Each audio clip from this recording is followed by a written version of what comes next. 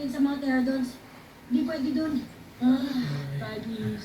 Kung ganon, di pwede sa Main Street dahil sa mga dinosaur. Sa bundok, patag at kagubatan, di rin pwede dahil sa mga dinosaur. Hindi rin pwede sa penthouse ni Kenji dahil mahina siya sa math. Teka, hindi ko naisip na seryoso ang dad ko napalitan yung lock sa aling bumagsak ako sa algebra. Hindi ko kasalanan yun.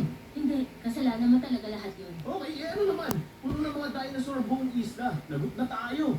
Huwag muna tayo sumuko. Sinet natin yung emergency beacon. Manatili lang tayo sa isang ligtas na lugar hanggang masagip tayo. Saan? Ilang araw na. Wala na tayong pupuntahan. Ang totoo niyan, may isa pang lugar na hindi natin nasusubukan. Pero hindi ako sigurado kung magugustuhan niyo.